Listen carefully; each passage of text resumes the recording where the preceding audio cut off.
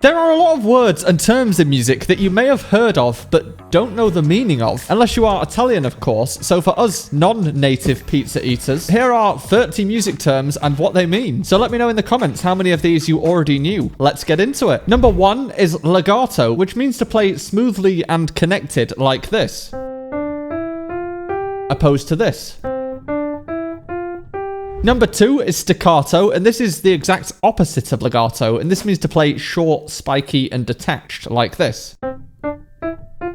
Number 3 is the term arpeggio, which means to play the notes in a chord one after the other, rather than playing them together, like this, opposed to this. Number 4 is ostinato, and this is a repeating musical pattern. Now, that pattern can be a phrase that's repeated, or it can be a rhythm that's repeated. And a good example of this is the James Bond theme tune. Number 5 is syncopation. Now, syncopation is where you play off beat, so you are playing in between the beats, or you're playing on the weaker beats. Now, typically in a bar that has 4 beats in the bar, beat 1 and 3 are the strongest beats, and 2 and 4 are the weaker ones. So you might do something like this. 1, 2, 3, 4. Or you might play in between each of the beats. So 1, 2, 3, 4. This would be playing syncopated. Number 6 is andante, and you will often see this at the start of a piece of music, and it's because it tells you which speed to play. And andante means a walking pace. Now, I know a lot of people walk at different paces, but you're probably going to play somewhere around this speed.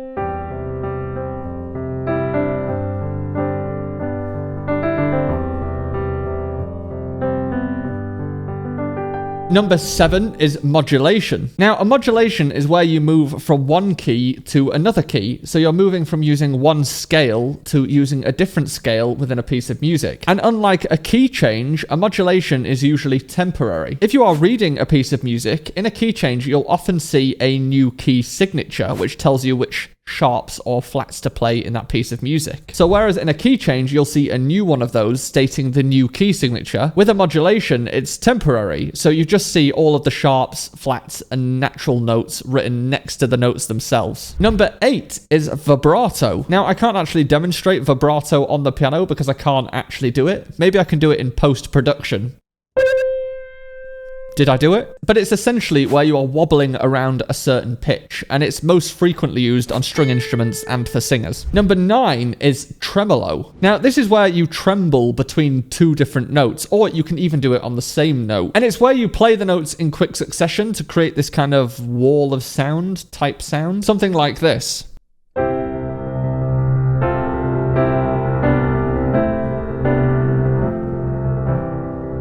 Or on a single note, it would be like this.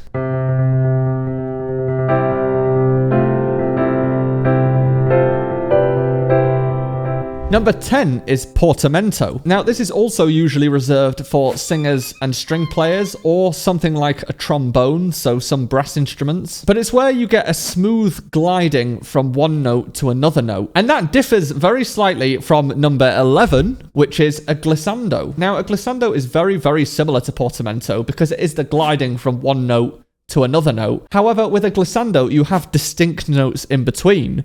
So we can actually do this on the piano by doing this. Throughout that glissando, there was distinct notes from the top to the bottom. Number 12 is agitato, and this means agitated. So this is one of those performance directions where if you see it in a piece, then it means to play slightly more agitated and aggressive. Number 13 is hemiola. Now, this one is a little difficult to explain, but it's essentially where if you have a bar that has 3 notes in that bar, if you play a rhythm that has 2 notes in the rhythm, then that kind of goes against the amount of notes that are in that bar. So you might have 1, 2, 3, 1, 2, 3, 1, 2, 3. And you can also do this the opposite way. So if you have a bar that fits 2 notes in the bar and your rhythm has 3 notes, so it goes against the bar, then that would be like this. 1, 2, 1, 2, 1, 2, 1, 2, 1, 2. Number 14 is tiers de Picardy. Now, this is actually one of my favorite terms, if you're allowed to have favorite terms. But this is where if you are playing a piece that is in a minor key,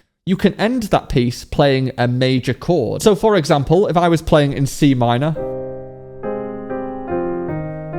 but finish with a C major chord, then that would be called a tiers de Picardy. Number 15 is dolce, and dolce means sweet. And this comes up actually quite a lot in music. If you're supposed to play something that sounds kind of innocent, childlike, in that kind of genre, then you're probably going to see the term dolce, which means to play sweet, or dolcemente, which means sweetly. Number 16 is probably the most common term on my channel, which is the term rubato. And this is essentially the borrowing of time. So it means that you can flex the time within that piece of music slightly in order to express the music more. But with rubato, if you slow down in one place, you have to speed up somewhere else so that the duration of the piece stays the same. And a good example of this is in the piece Clair de Lune, where in the section that I'm about to play, I will speed up slightly and then slow down towards the end, and then speed up again and then slow down again.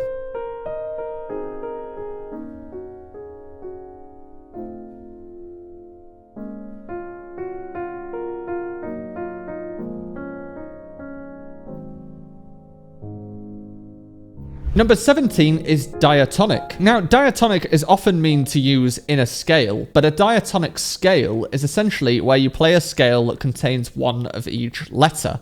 So on the piano, there are 7 letters, A, B, C, D, E, F, and G. And if you form a scale from those letters, playing one version of each of those letters, then that's going to be a diatonic scale. And then a diatonic chord is a chord that is from one of those scales. So when we use the term diatonic or diatonic harmony, essentially what we mean is chords or notes that are from the scale that we're using. Number 18, which is kind of the opposite of diatonic, and that is chromatic. Now, many people might be familiar with the chromatic scale, which is essentially where you play every note. And if you play a chromatic scale, you are by definition playing something that is not diatonic, because it doesn't just use notes from a scale that has one of every letter. It in fact uses every note. Number 19 is the term allegro, and allegro means fast. And once again, that's kind of a vague term, a bit like andante. People walk at different paces. With allegro, fast also can kind of mean different things to different people. But a good example of this is Mozart's Sonata in C major. That's marked allegro, and that would be something roughly around this speed.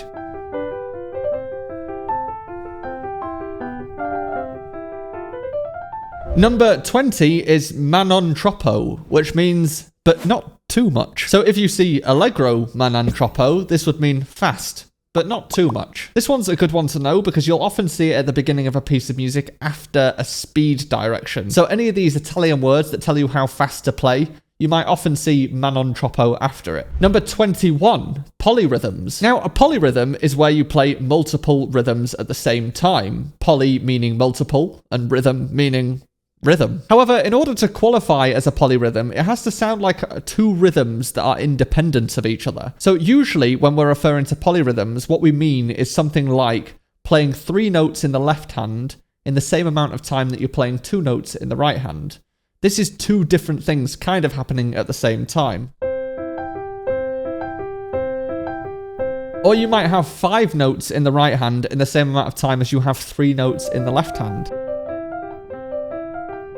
Number 22 is cantabile. Now, even though throughout this entire video I've probably butchered all of the Italian words with my northern English accent, I have heard many people pronounce this word cantabile just because of how it's spelt, which I'm sure is even more offensive than the way I pronounce Italian words. But essentially, cantabile means singing. So if you see this in a piece of music, then you've got to try and play the music as if it's singing. It's usually attributed to a melody within the music. Number 23 is accelerando. And much like the word accelerate in English, this means to get faster. And I believe Italian words have ando at the end of words that end in ing. So it's accelerating. Number 24 is ritardando. And if accel means accelerate, to retard means to slow. So for those that didn't know the origin of that word, there you go. So ritardando means slowing down. And often in music, accelerando will be abbreviated as accel, and ritardando will be abbreviated as rit. Number 25 is subito, and this means suddenly. Now, you'll often see subito next to dynamics, so you might see subito F or subito forte, which means suddenly loud, or subito P, which means subito piano, and therefore suddenly quiet. It's another one of those words that's useful to know because it's attached to other things quite a lot. Number 26, a tempo. Now this is used when you've had something like an accel or a rit in the piece of music, telling you to change speed in some way. A tempo literally means to speed or back to the original tempo that you were going at. So if you are playing at one speed and then you see a rit, for example, and you slow down, often afterwards you'll see a tempo in order to tell you to go back to what speed you were going before. Number 27, microtonality. Now this one has been made pretty popular in recent years by Jacob Collier, but this is another one that we can't really do on the piano. And by can't really, I mean we can't. Not on an acoustic piano at least. Because microtonality means to use notes that are in between the half steps or semitones that we have on the piano. So for example, a C half sharp would be the note that's directly in between a C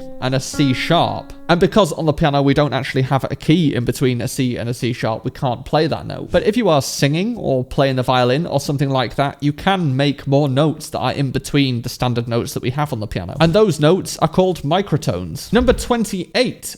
Espressivo. Now this one is once again pretty obvious because it just means expressive. However, it's another really valuable one to know because it once again comes up a lot in pieces of music. Usually if you are playing something more sentimental or slow and soft, you'll see the word espressivo to tell you to kind of amplify that feeling. Number 29, smorzando. This one means dying away, and I actually remember this word because when I think of smorzando, I think of s'mores, and if you are putting marshmallows in a fire, then you are killing them, so therefore it's dying away. But in a piece of music, if you see the term smorzando, then this means to die away in both speed and volume. So you're both getting quieter and getting slower. And number 30 is the term plop. And I'm just going to be honest with you, I included this because I thought it was funny. The thought of playing a plop gets the 6-year-old inside of me quite excited. But this is a term that is used in jazz music, and it means to do a glissando but without a determined end. Normally with a glissando, you know your starting note and you know your finishing note, and you're kind of gliding from one to the other via the notes that are in between. Whereas with a plop, you are gliding to an undetermined destination. You're just kind of fading away as you glide. So